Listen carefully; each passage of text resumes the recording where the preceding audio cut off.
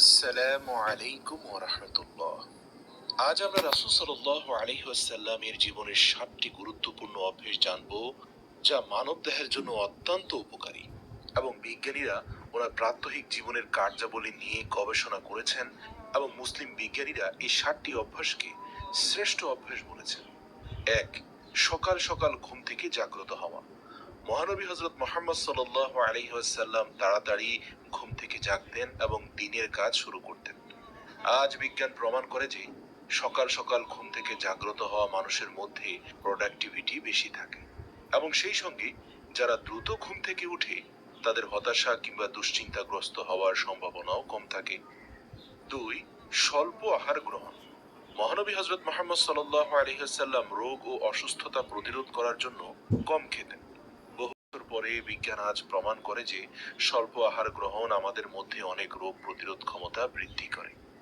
৩ নম্বর হচ্ছে ধীরে ধীরে খাদ্য গ্রহণ। খাওয়ার পরে মস্তিষ্কে সংকেত আসতে ৩০ মিনিট সময় লাগে। তাই অনেক সময় দেখা যায় ভরপেট খাওয়ার ৩০ মিনিট পর মানুষের কাছে অস্বস্তি বোধ হয়, কারণ সে খুব বেশি খেয়ে ফেলেছে। তাই পেট খালি থাকতেই খাবার বন্ধ করা উচিত। দেখবেন ৩০ মিনিট পরে আপনার মনে হবে আপনার পেট পূর্ণ হয়ে গেছে। অথবা ধীরে ধীরে খাবার গ্রহণ করতে পারেন, যার ফলে আপনি বুঝতে পারবেন আপনার পেট ভরে গেছে। পরিবারের সঙ্গে খাবার খাওয়া। আমাদের নবী সাল্লাল্লাহু আলাইহি ওয়াসাল্লাম সব সময় পরিবারের সবাইকে একসঙ্গে সাথে নিয়ে খাওয়ার ব্যাপারে উৎসাহিত করতেন। আজ বিজ্ঞান বলে যে পরিবারের সবাই একসঙ্গে খাবার খেলে অনেকাংশে মানসিক চাপ কমে যায়। ৫ নম্বর হচ্ছে ৩ শ্বাসে পানি পান। মহানবী সাল্লাল্লাহু আলাইহি ওয়াসাল্লাম ৩ শ্বাসে পানি পান করতেন। এটা সুন্নাহ। আজ বিজ্ঞানীরা দাবি করে যে একসঙ্গে পানি পান করলে আমাদের ব্লাডের ইলেকট্রোলাইট গুলো ইনক্রিজ হয়ে যায়, অর্থাৎ বেড়ে যায়। এর ফলে মাথা ব্যথা, মাথা ঘোরানো এবং ভারসাম্যহীনতা সৃষ্টি হতে পারে। রোজা রাখতেন। রাসূল সাল্লাল্লাহু আলাইহি সাল্লাম মুসলমানদেরকে রমজান মাসে রোজা রাখতে বলেছেন, এবং তিনিও নিয়মিত রোজা রাখতেন।